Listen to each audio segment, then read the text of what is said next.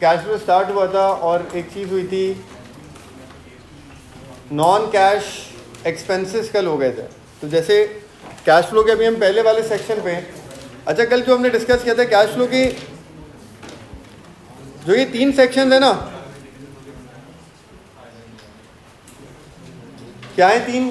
Cash flow from operating activities, cash flow from investing activities और cash flow from financing activities. इसमें जो सबसे important, सबसे लेंदी है ना, जिसमें सबसे ज़्यादा कैलकुलेशन है, वो पहला ही है बस, नंबर 1।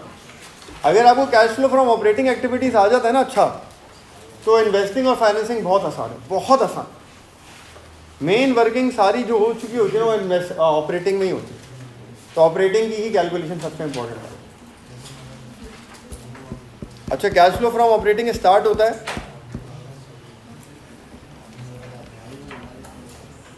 ऑपरेटिंग प्रॉफिट से। ऑपरेटिंग प्रॉफिट क्या होता है? Before interest and tax. तो ये बिफोर इंटरेस्ट एंड टैक्स से शुरू होता है और इसमें हम ऐड करते हैं प्रॉफिट को। ठीक कर रहे हैं ना अभी हम क्या कर रहे हैं? इनकम स्टेटमेंट को कैश फ्लो में कन्वर्ट कर रहे हैं। तो हम इसको ऐड करते हैं इसमें पहले non cash expenses. Non cash expense में पहली वर्किंग किसकी करी थी कल? डेप्रिसिएशन की। और डेप्रिसिएशन की वर्किंग में सबसे इंपॉर्टेंट वर्किंग किस चीज़ की थी? मतलब कैसे करनी थी हमें? सबसे पहले क्या बनाना है डेप्रिसिएशन निकालने के लिए? Net book value account. उसी अप्रोच से आपको सॉल्व करना। तो डेप्रिसिएशन आएगी, फिर क्या है? लॉस ऑन डिस्पोजल अगर है, इंक्रीज इन पीबीडी अगर इंक्रीज हो रहा है तो। ये सारी वर्किंग हम कर चुके हैं, कैसे कैलकुलेट करना है ये सब। इम्पेयरमेंट अगर हुई है या अमोर्टाइजेशन हुई है,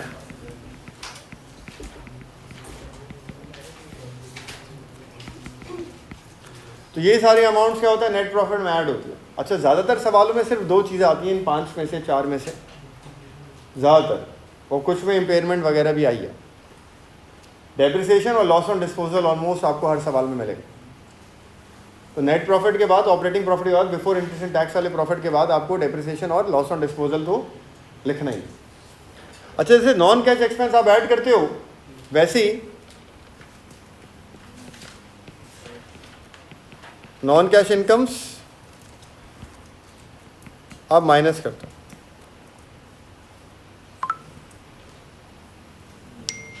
नॉन कैश इनकम्स की सब्ट्रैक्शन होती है। नॉन कैश इनकम्स में क्या आ जाता है? प्रॉफिट ऑन डिस्पोजल, अगर डिस्पोजल पे प्रॉफिट हुआ है तो, और डिक्रीज इन पीबीटी। सर, आपको लॉजिक बताने वाले थे कि डिस्काउंट रिसीव्ड और अलाउड क्यों नहीं आते हैं? इसके बाद बता देता हूँ, अभी आगे आ रहा है। डिस्काउंट अलाउड और रिसीव हम यहाँ नहीं लिखते, क्यों नहीं लिखते वो आगे बता। तो 2 चीज़ें आ गई अभी तक। नॉन कैश एक्सपेंस है तो वो प्लस हो गया है, और नॉन कैश इनकम है तो वो माइनस हो गया।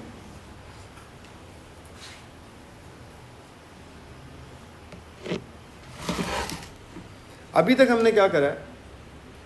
जीपी के बाद वाली चीज़ें एडजस्ट करी हमने। ग्रॉस प्रॉफिट के बाद वाली चीज़ों की हमने एडजस्टमेंट करी कि जीपी के बाद ये खर्चे आते हैं, इनमें से जो नॉन कैश हैं इनको वापस ऐड कर दिया, पैसे नहीं जा रहे। अदर इनकम्स आती हैं, इनकम्स को हमने माइनस कर दिया क्योंकि इन्होंने प्रॉफिट बढ़ा दिया है लेकिन पैसे नहीं बढ़ाए। अब जीपी से पहले का भी प्रॉब्लम है। जीपी से पहले क्या प्रॉब्लम है? 3 चीज़ों में प्रॉब्लम है जीपी से पहले, जिसमें पैसों की इन्वॉल्वमेंट अलग है और इनकम स्टेटमेंट के अंदर जो फिगर्स हैं वो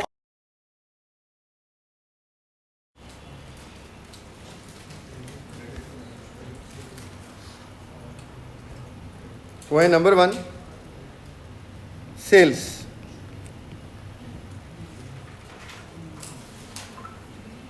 सेल्स में क्या प्रॉब्लम है? क्रेडिट और कैश। क्रेडिट सेल आ जाती है। अच्छा, कैश सेल में तो पैसा आ ही रहा है, तो एक ही प्रॉब्लम है क्रेडिट सेल। क्रेडिट सेल में क्या प्रॉब्लम है? पैसा बाद में आएगा, इनकम रियलाइज बाद में होगी। मुस्तफा लेट जाओ ना, मिला दूँ कुर्सी, मिलवा दूँ वाली। अच्छा, क्रेडिट सेल में प्रॉब्लम ये है, अभी एडिट कराना पड़ेगा रिकॉर्डिंग में से, बच्चे सुनेंगे वो बोलेंगे पता नहीं सर क्या कर रहे हैं क्लास में मुस्तफ़ा के साथ। आज क्लास में सिर्फ मुस्तफ़ा है। तो क्रेडिट सेल्स में प्रॉब्लम ये है कि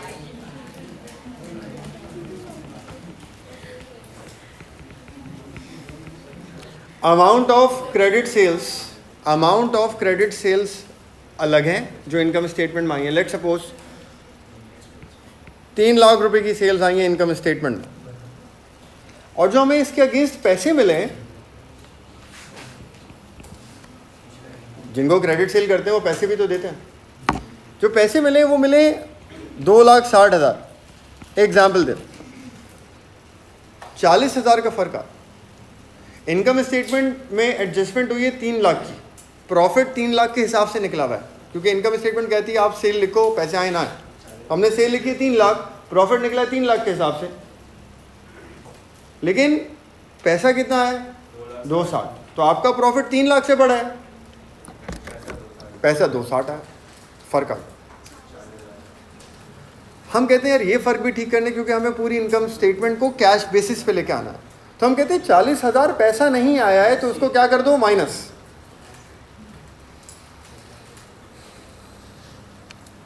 ये होता कैसे, अब सुने मेरी बात।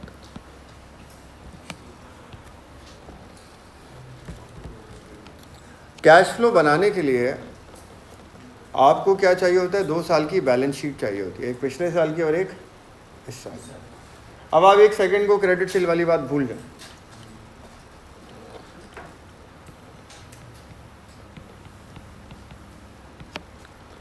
अब देखिए, हम नॉन कैश एक्सपेंस तो नॉन कैश इनकम के बाद ना रिसीवेबल्स का डिफरेंस लिखते हैं, फॉर्मेट में रिसीवेबल का डिफरेंस आता है।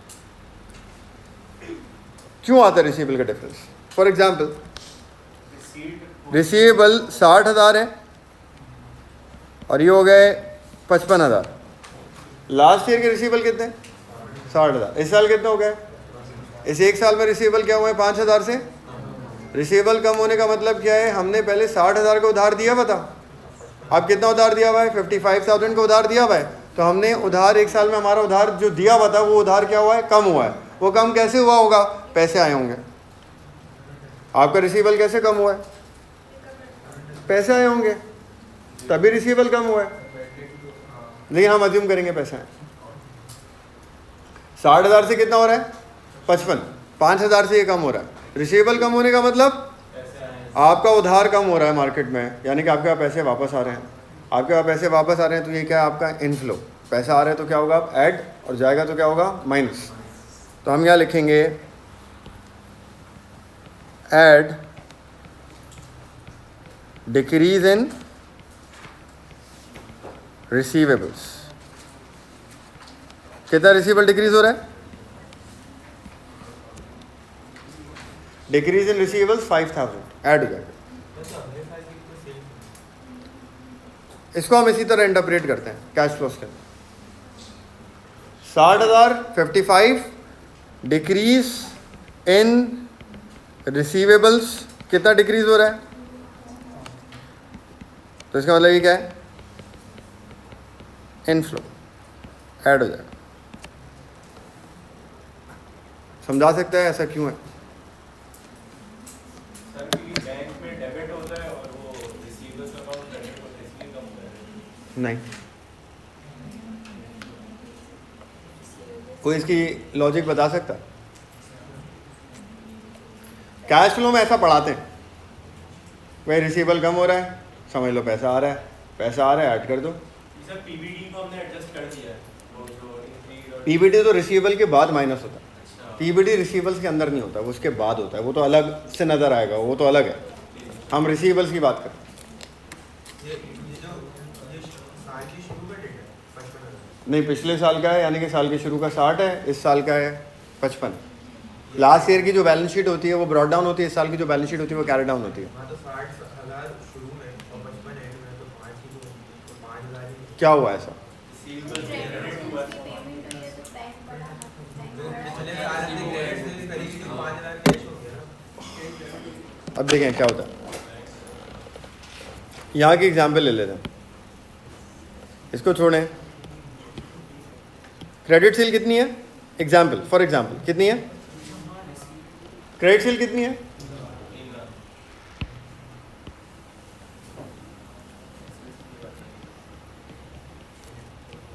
सर एसएलसी वाली बता रहा हूँ। हाँ, इसका मतलब इनकम स्टेटमेंट में आपने क्रेडिट सेल कितनी लिखी है? क्रेडिट सेल क्या करेगी आपकी इनकम को? आपका प्रॉफिट भी क्या होगा उसकी वजह से? तो आपका प्रॉफिट कितने से बढ़ा हुआ है? 3 लाख से। हमारे पास पैसे कितने आ रहे हैं हमें ये देखना, हमें इसको पैसों में कन्वर्ट करना है। प्रॉफिट 3 लाख से बढ़ा,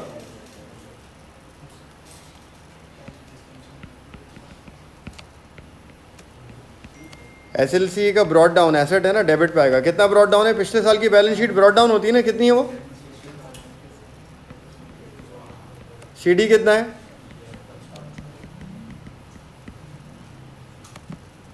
क्रेडिट सेल डेबिट पे आती है, कितनी क्रेडिट सेल है? डिस्काउंट अभी कुछ और नहीं है। यहाँ से क्या निकलेगा? रिसीट्स। कैलकुलेट करें क्या आ रही है? 3 लाख और 60 कितना हुआ? 360। 3,60,000 माइनस 55 कितना हुआ? तो कितने की रिसीट हुई है? तो आपको पैसा मिला इस साल 3,500। आपके प्रॉफिट में कितना डला हुआ है? 3 लाख। पैसा कितना है? 3,500। 5,000 कम डला हुआ है, तो आप क्या करोगे? 5,000 कैश फ्लो में ऐड कर दो। तो अगर रिसीवेबल आपका गिर रहा है, इसलिए आपके पास पैसा आ रहा है, क्रेडिट सेल से ज़्यादा पैसा आ रहा है। जितने की क्रेडिट सेल डली हुई इनकम स्टेटमेंट में, जितने से प्रॉफिट बढ़ा हुआ है, उससे ज़्यादा पैसा आ रहा है, तो आप उसको यहाँ पे ऐड करते हो। अगर इस एग्जाम्पल को देखें तो क्रेडिट सेल कितनी है? 3 लाख। पैसा कितना आ रहा है? 3,05,000। प्रॉफिट बढ़ा हुआ है 3 लाख से, जबकि पैसा कितना आ रहा है? 3,500। तो हम 5,000 ऐड कर रहे हैं, पैसों वाली पोजीशन पे लेके आ रहे हैं। पैसा कितना आया सर? 305। ये इसकी लॉजिक है। रिसीवेबल के डिफरेंस को इस वजह से रिकॉर्ड किया जाता है। रिसीट से पहले का होता है ना। क्रेडिट सेल तो जो साल में हुई वो हो गई, और रिसीट तो आपको दिसंबर की 31 तारीख तक भी हो सकती है। मतलब साथ साथ ही चल रही होती हैं दोनों चीज़ें। लेकिन आप इनकम स्टेटमेंट तो क्रेडिट सेल को देख के बना लेते हो ना। पहले इनकम स्टेटमेंट बनती है, फिर बैलेंस शीट बनती है, उसके बाद कैश फ्लो बनती है। तो जब तक आप कैश फ्लो पे आओगे और रिसीट वाली बात को देखोगे, तब तक आप क्रेडिट सेल रिकॉर्ड कर चुके थे 3 लाख। तो अगर हमें क्रेडिट सेल से ज़्यादा रिसीव हो रहा है, तो हम ये कंसीडर कर सकते हैं कि पहले के हमारे पास एग्जैक्टली सही है। ये इसके पीछे बैकग्राउंड लॉजिक है। लेकिन आसान आपको क्या करना है? सिर्फ आपको ये करना है, सिर्फ सुने, इस डिटेल में नहीं जाना। आपको सिर्फ ये करना है कि रिसीवेबल 60,000 से 55,000 हो रहा है, कम हो रहा है, तो आप ऐड कर दो। कैश फ्लो पढ़ाते हुए ये कहा जाता है 60 से रिसीवेबल 50 हो रहा है, रिसीवेबल कम हो रहा है। रिसीवेबल कम होने का मतलब क्या है? हमने हमारे रिसीवेबल से हमें पैसे वापस दे दिए, पैसे आ गए प्लस, ये कराया जाता है। लेकिन बैकग्राउंड जो लॉजिक है इसकी पूरी, वो ये वाली है। ये थ्योरी पूछता है पूछ तो सकता है, तो फिर हम डिटेल आगे आते हैं। हाँ, अगर पूछो। खैर, इसके अलावा तुम्हारा सवाल था डिस्काउंट अलाउड क्यों नहीं लिखते हैं? क्योंकि डिस्काउंट अलाउड एसएलसी के अंदर आ जाता है, और जो सीडी निकलता है वो डिस्काउंट अलाउड के बाद निकलता है। तो अगर हम रिसीवेबल के ओपनिंग और क्लोजिंग के डिफरेंसेस ले रहे हैं, तो इसका मतलब हम डिस्काउंट अलाउड, बैड डेट और रिसीट की एडजस्टमेंट करने के बाद ले रिसीव्ड। इसीलिए हम डिस्काउंट अलाउड और discount received as a non cash expense cash flow में नहीं डालते, क्योंकि वो इसके अंदर एडजस्ट हो जाता है जब हम रिसीवर का डिफरेंस लेते। तो पीबीटी क्यों लिख रहे हैं? पीबीटी एसएलसी में नहीं आता। पीबीटी बैलेंस शीट में रिसीवेबल के बाद अलग से माइनस होता है। वो रिसीवेबल के डिफरेंस को, रिसीवेबल के डिफरेंस के अंदर पीबीटी नहीं होता है, बैड डेट होता है। लेकिन एसएलसी के अंदर आता है बैड डेट, आता है, डिस्काउंट अलाउड आता है, और सीडी भी आता है। तो एसएलसी का CD receipt, bad debt, discount allowed के बाद होता है। तो जब आप इनका डिफरेंस ले रहे हो 60 और 55 का, तो आप बीडी और सीडी का डिफरेंस ले रहे हो, तो आप सारी जो अंदर एडजस्टमेंट है उसका डिफरेंस ले रहे हो। तो उसमें बैड डेट भी एडजस्ट हो गया, डिस्काउंट अलाउड भी एडजस्ट हो गया, रिसीट भी एडजस्ट हो गया। पीबीटी एडजस्ट नहीं हुआ, क्योंकि SLCA के अंदर PBT नहीं आता, इसलिए हम PBT अलग से लिखते हैं, PBT अलग से आया फॉर्मेट में। डिस्काउंट अलाउड नहीं आया, डिस्काउंट रिसीव नहीं आया, राइट, क्योंकि उसकी एडजस्टमेंट हो चुकी। सही है। फिलहाल दूसरी चीज भी लिख देता हूं मैं इसी तरह।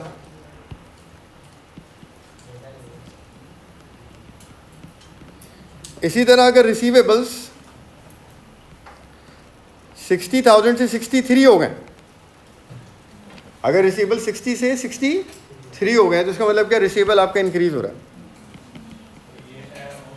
रिसीवेबल इंक्रीज होने का मतलब आपने और उधार दिया है।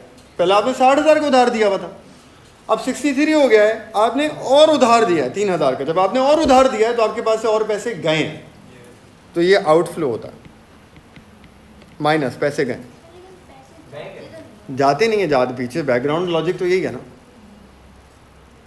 कैश फ्लो में हम इस तरह इंटरप्रेट करें। इसमें क्या होगा, इसी एग्जाम्पल को अगर इस तरह लें, 60 और 63 वाली एग्जाम्पल लें इसी में, तो ये क्या है, 60, 63, क्रेडिट सेल कितनी है, 3 लाख, सॉल्व करें, रिसीट निकालें, कितनी आ जाएगी, 297। इसका मतलब क्या है, इनकम स्टेटमेंट में आपने इनकम कितनी डाली हुई है, 3 लाख, प्रॉफिट कितने से बढ़ा हुआ है, 3 लाख से, पैसा कितना आया है, 297, तो 3,000 रुपये कम आए। इनकम ज़्यादा डली हुई है, प्रॉफिट ज़्यादा हुआ है 3,000 से, तो उसको माइनस कर देंगे। लेकिन हम इसको आसानी के लिए इस तरह समझ लेते हैं, तो मैं यहाँ लिख देता हूँ। अच्छा, मैं सिर्फ यहाँ पे आपको बोलता है यार ये फॉर्मेट ऐसे होगा,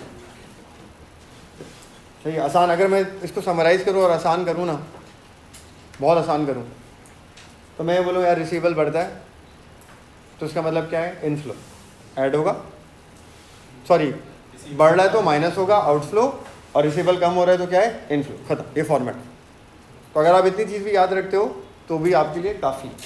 लेकिन आप कहते हो नहीं इसकी लॉजिक है, ये तो मुझे समझ में नहीं आ रही, बात बेतुकी सी बात लग रही है, तो बैकग्राउंड लॉजिक उसकी वो क्रेडिट सेल की एडजस्टमेंट हो रही है इसके अंदर। रिसीवेबल का डिफरेंस यहाँ डाल के आप credit sale, bad debt, discount allowed, इनकी एडजस्टमेंट करें, नॉन कैश की, ठीक है। इसी तरह लिख दिया मैंने, लेस इंक्रीज इन रिसीवेबल्स। अगर रिसीवेबल इंक्रीज हो रहा है तो वो यहाँ माइनस होगा, डिक्रीज हो रहा है तो यहाँ पर प्लस होगा, वो एक चीज़ होगी ना। और रिसीवेबल आप कहाँ से देखोगे फ़र्क, बैलेंस शीट आपको दी हुई होगी, कैश फ्लो बनाने के लिए बैलेंस शीट होती है, तो आप बैलेंस शीट का फ़र्क देख लो। इसी तरह से दूसरी चीज़ है इन्वेंट्री।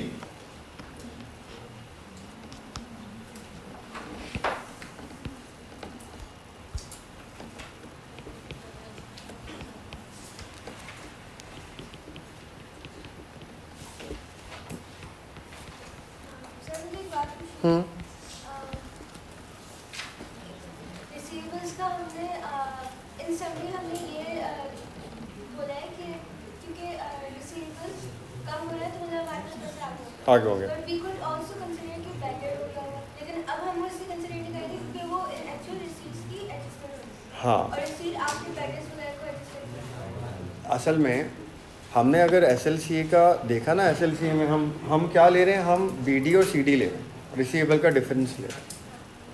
इस डिफरेंस के अंदर सारी चीज़ें एडजस्ट हो जाती हैं, रिसीट भी, बैड डेट भी, डिस्काउंट अलाउड, सब हो जाता है, क्योंकि सब SLCA के अंदर आती हैं और फिर CD निकलता है। तो हम जब BD और CD उठा रहे हैं तो उसका मतलब इसके बीच की जितनी चीज़ें हमने उन सब की एडजस्टमेंट उठा ली है। लेकिन हम अपनी आसानी के लिए, आसान रखने के लिए हम वर्ड रिसीट का यूज़ कर रहे हैं कि पैसे आए होंगे, सही है ना। हम बैड डेट करते, वो करते, पता नहीं कितना बैड डेट है, कितनी रिसीट है, तो कन्फ्यूजन होती है।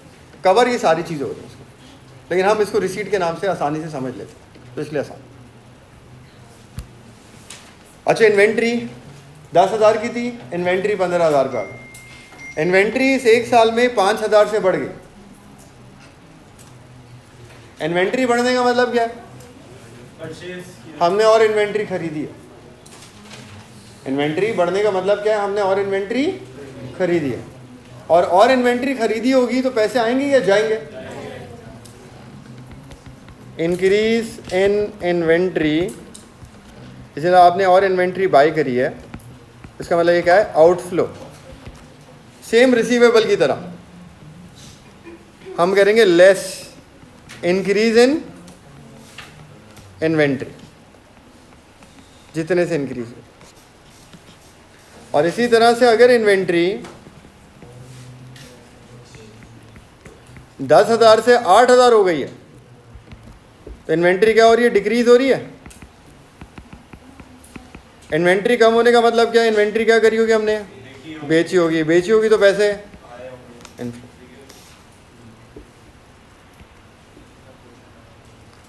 ऐड हो जाएगा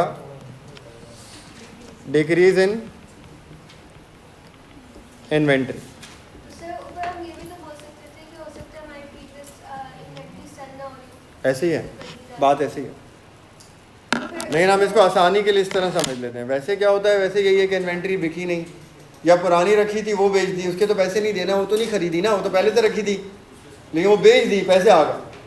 लेकिन इनकम स्टेटमेंट में जीपी में उसकी एडजस्टमेंट हुई भी ओपनिंग और क्लोजिंग इन्वेंट्री की, तो हम उसको पैसों के हिसाब से एडजस्ट करें, तो हम उसको इस तरह अज्यूम कर लेते हैं, तो उसकी एडजस्टमेंट भी हो जाती है।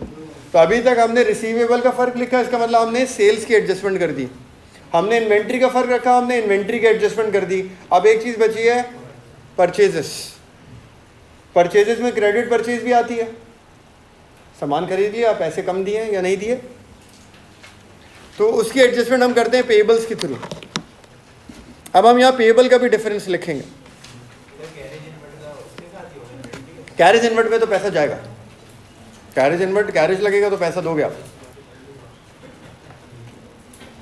सेल रिटर्न का एसएलसी के अंदर आ गया, परचेज रिटर्न का पीएलसी में आ गया। सर एक चीज पीछे कीजिएगा। अच्छा, अब रिसीवेबल का डिफरेंस हो गया, इन्वेंट्री का डिफरेंस हो गया, अब हम पेएबल का डिफरेंस एडजस्ट करेंगे। पेएबल का भी ऐसे ही है, देखें,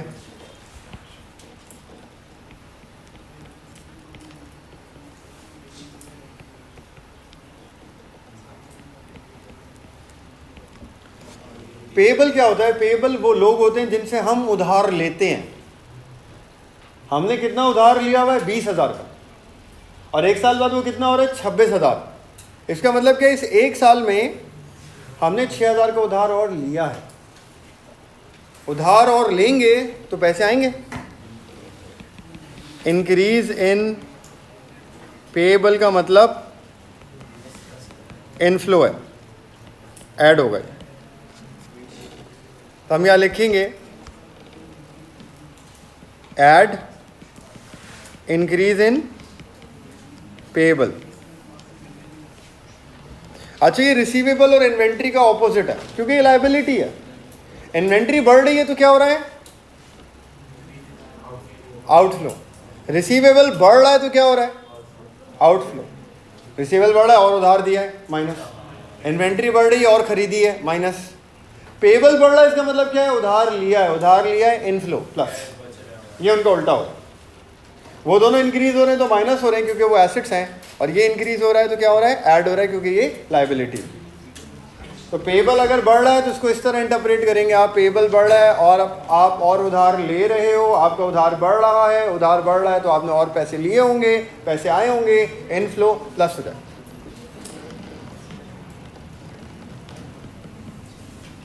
और इसी तरह से पेएबल्स अगर कम हो रहे हैं, 20,000 से 16,000 हो गए, पेएबल कम होने का मतलब क्या है? आपका उधार कम हो गया, 20 से 16 हो गया, उधार कम हो गया। उधार कैसे कम होगा? पैसे दिए होंगे आपने।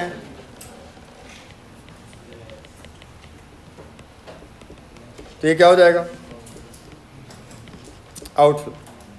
आप यहां लेस कर दो।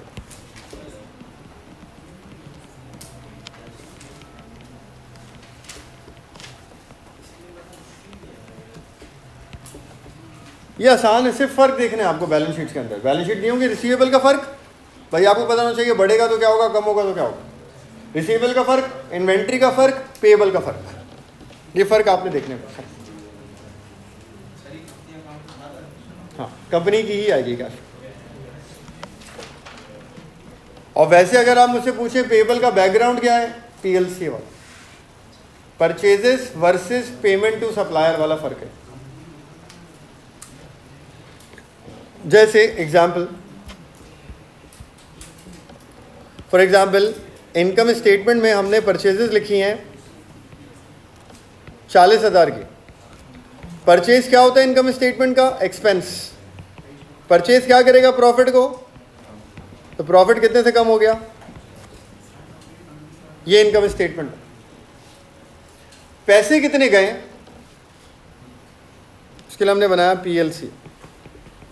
पहली वाली एग्जाम्पल ले लेते हैं, पेएबल वाली, ये वाली पहली वाली 20,000 और 26,000।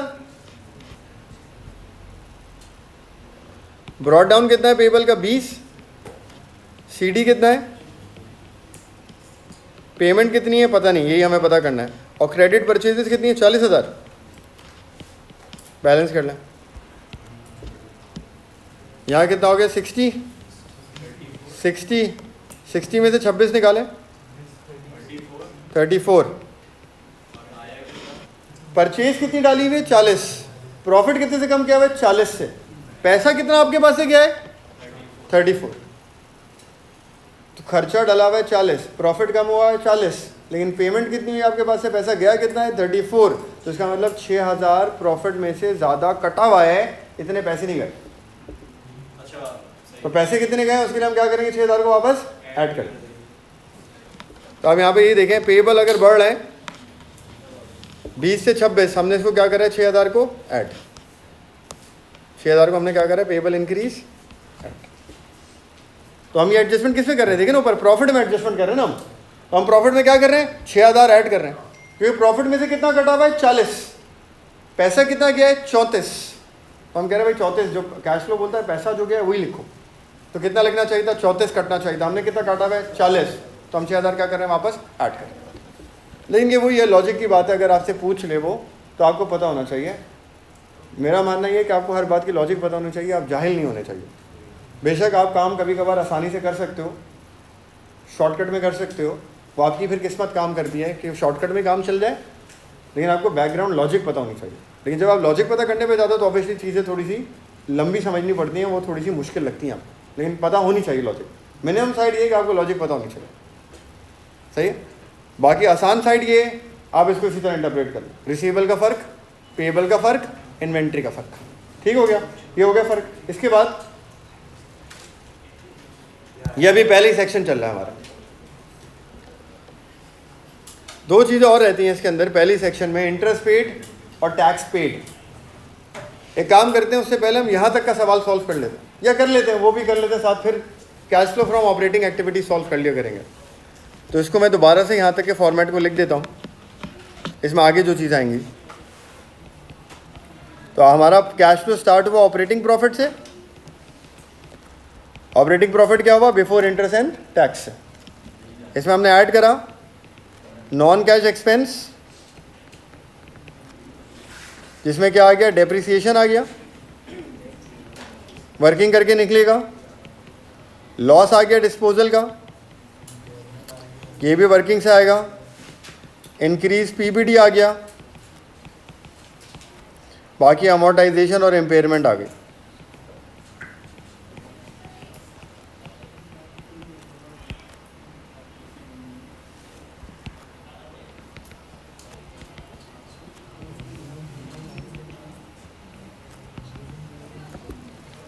लेस किया हमने non cash incomes.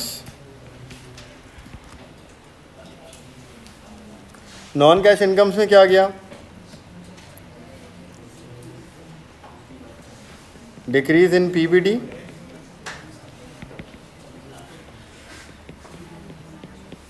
Profit on disposal.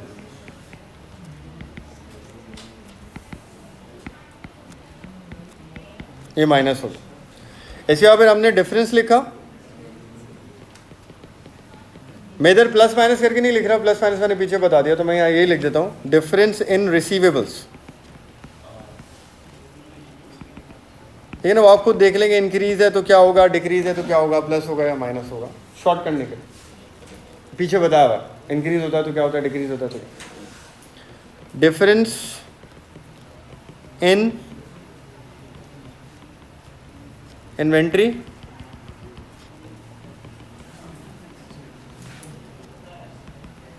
Increase है तो क्या होगा, डिक्रीज है तो क्या होगा, ठीक है। डिफरेंस इन पेबल्स, तो इन तीनों का फर्क हमने लिख लिया, इन्वेंट्री का, रिसीवेबल का और पेबल। अच्छा, एक और चीज़ का डिफरेंस आता है, वो आता है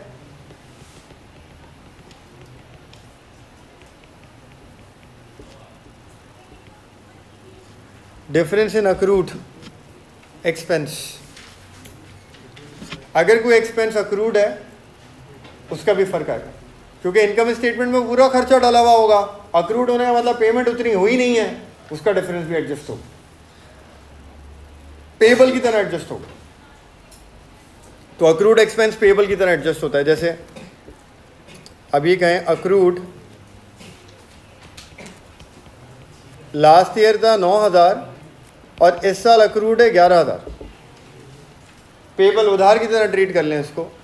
9,000 का उधार था, अब वो 11,000 का हो गया, ऐसे 2,000 का खर्चा हमने मजीद पे नहीं किया, 2,000 मजीद पैसे हमारे पास से नहीं गए, इनफ्लो। इस तरह समझ लेंगे उधार है, उधार बढ़ रहा है, उधार बढ़ रहा है, हमने और उधार लिया है, हमारा पैसे आ गए, इनफ्लो। तो अगर पेबल अक्रूड इंक्रीज होगा तो वो क्या होगा, इनफ्लो पेबल की तरह। और इसी तरह अगर अक्रूड कम होगा,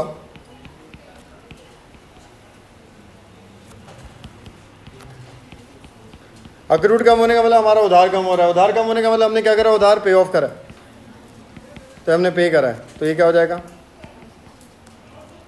आउटफ्लो हो जाएगा। तो अक्रूड और पेबल की ट्रीटमेंट सेम है, लेकिन एक बात का ख्याल रखिएगा, आप जो अक्रूड देखोगे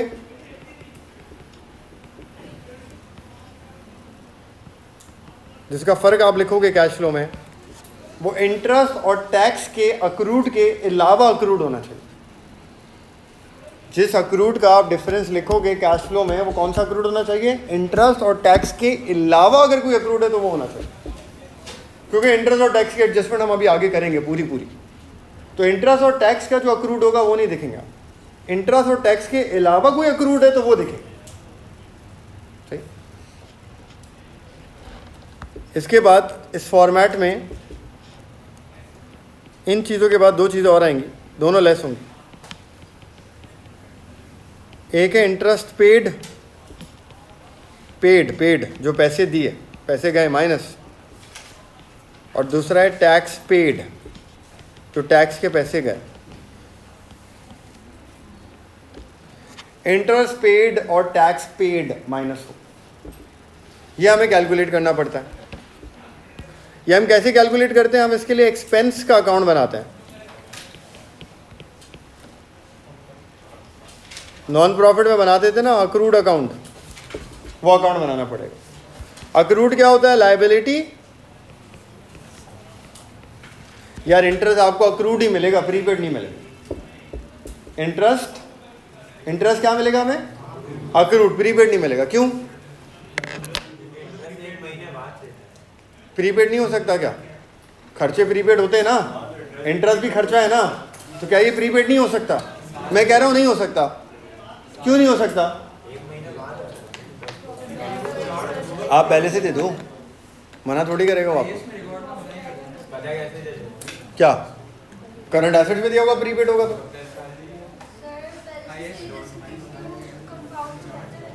नहीं।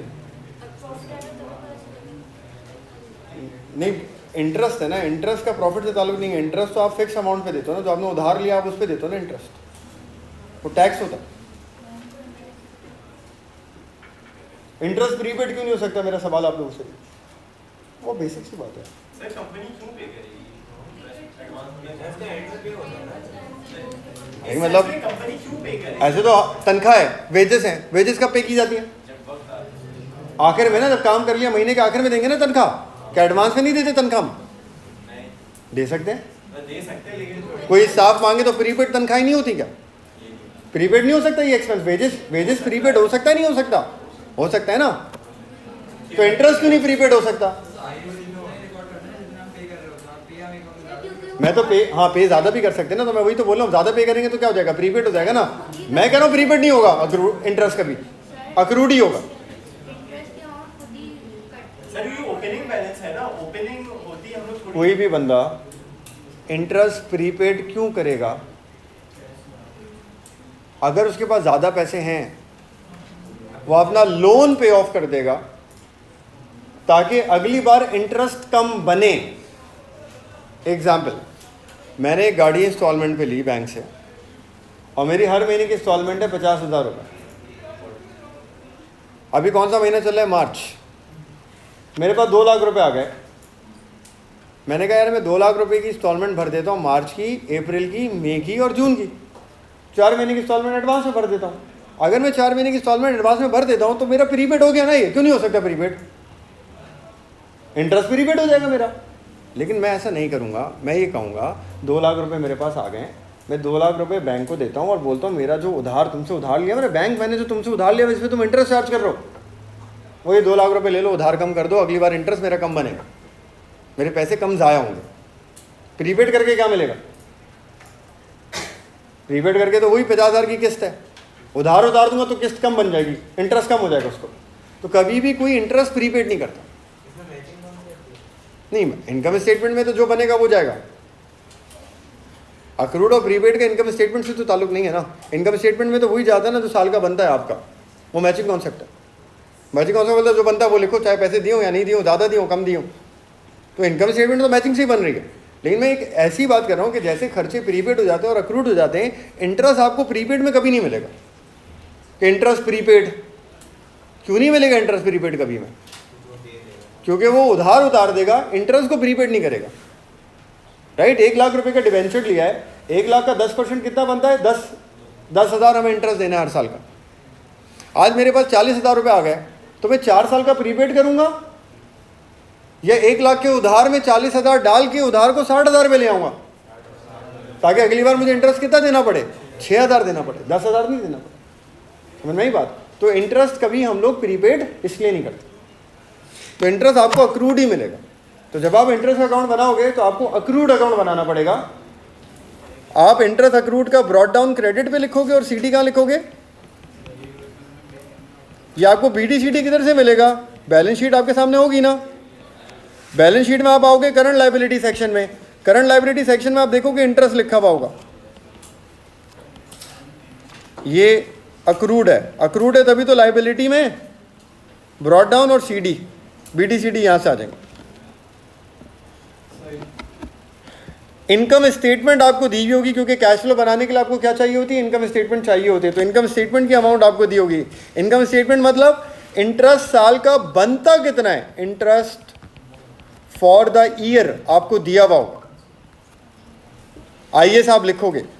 फिर आप ये अकाउंट बैलेंस करोगे, ये अकाउंट बैलेंस करके आप क्या निकाल लोगे? इंटरेस्ट पेड आ जाएगा, बैंक वाला अमाउंट।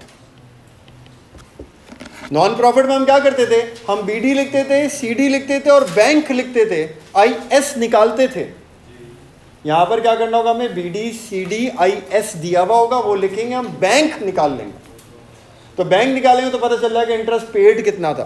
वो बैंक पेड जो पैसा दिया है वो हम यहाँ पे माइनस करेंगे। इंटरेस्ट पेड माइनस पैसा चला गया इंटरेस्ट में, माइनस कितना माइनस कर रहे हैं? जो पैसा गया सिर्फ वो माइनस कर रहे हैं, ना कि जो बनता है।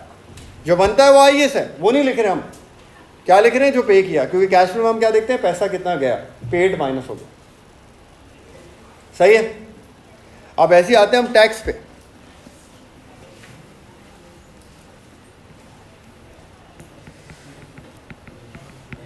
टैक्स का अकाउंट, टैक्स भी आपको अक्रूड में ही मिलेगा। कौन है जो टैक्स प्रीपेड करता है? भाई लोग टैक्स नहीं भरते पूरा, प्रीपेड कौन करेगा? अच्छा, टैक्स कभी कभार प्रीपेमेंट बन जाता है, कभी कभार, नहीं फिलहाल टैक्स ज़्यादातर आपको अक्रूड ही मिलेगा। अच्छा, टैक्स अक्रूड, ये भी सेम अकाउंट बनेगा, एक्सपेंस है ये।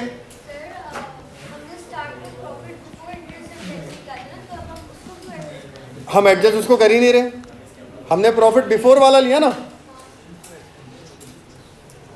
हम क्या कर रहे हैं? जो इंटरेस्ट और टैक्स के पेमेंट करिए ना, हमसे वो माइनस कर। प्रॉफिट बिफोर ले लिया, ये हमने मुनाफा किया है इन दोनों चीज़ों के दिए बगैर, ये मुनाफा किया है। अच्छा, और इसमें से हम IS नहीं माइनस कर रहे हैं, हम क्या माइनस कर रहे हैं, जो पैसा गया है एक्चुअली वही माइनस करें। तो इंटरेस्ट पेड और टैक्स पेड माइनस कर। टैक्स का अकाउंट भी ऐसे ही बनेगा same, brought down credit, liability, CD accrued debit, इसका भी BD/CD किधर से मिलेगा, यहीं से मिलेगा लाइबिलिटी में। तो अगर जैसे इंटरेस्ट मतलब एक और लोन हमने किया तो वो IS में जो है एक और हमने रख दिया। देखो हम IS में से कौन सी अमाउंट पे कर रहे हैं प्रॉफिट की, उन दोनों से पहले वाली, इंटरेस्ट और टैक्स से पहले वाली पे कर रहे हैं। तो इसलिए जो इंटरेस्ट पे किया है और टैक्स जो पे कर रहे हैं हम वो पूरा माइनस कर रहे हैं उसमें से, क्योंकि उसमें इंटरेस्ट टैक्स तो है ही नहीं। IS की बाद वाली अमाउंट लेते अगर आफ्टर इंटरेस्ट एंड टैक्स लेते तो इसकी फिर एडजस्टमेंट करते अक्रूड और डिफरेंस लेते। फिर हम तो बिफोर वाला ले रहे हैं ना, तो हम पूरा जो पेमेंट हुई वही माइनस कर रहे हैं, ये पैसा गया, ये पैसा गया, ये नहीं कटा हुआ ऊपर, उससे पहले वाला अमाउंट लिया था।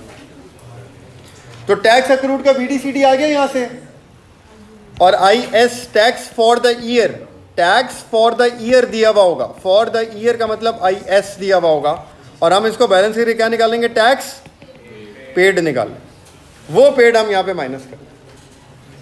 तो इंटरेस्ट पेड और टैक्स पेड निकालने के लिए हमें इन दोनों के टी अकाउंट बनाने पड़ेंगे, एक्सपेंस अक्रूड वाले BD/CD IS लिखना होगा, पेड निकालेंगे, वो हम यहाँ से माइनस करेंगे। सही है, तो ये हमारा आ जाएगा, पहला सेक्शन कंप्लीट हो जाएगा, cash flow from operating activities. हाँ आएगा, रिसीवेबल की तरह ट्रीट हो, सेम रिसीवेबल की तरह, इन्वेंट्री की तरह, एसेट की तरह। अब ये है पहला सेक्शन कैश फ्लो का। ये जो पहला सेक्शन है ना, यही सबसे इंपॉर्टेंट है, सारी वर्किंग इसी में है, इसके बाद वाले सेक्शन से वर्किंग नहीं है, बहुत छोटे छोटे आसान है। हम अभी इसकी प्रैक्टिस करेंगे। अब इसके सवाल मैं या तो कल ऑनलाइन या फिर फिजिकल क्लास रख के, कल या परसों में एक क्लास रखूंगा मैं, उसकी फिजिकल क्लास रख के इसके सवाल करके, हो सकता है फिर हम कैश फ्लो के बाकी सेक्शन भी करके टॉपिक खत्म कर दें इंशाल्लाह। तो कल तो मुश्किल है, परसों क्लास रखूंगा, सैटरडे को मैं आपको टाइम बता दूँ, मैं देख के रखूँ।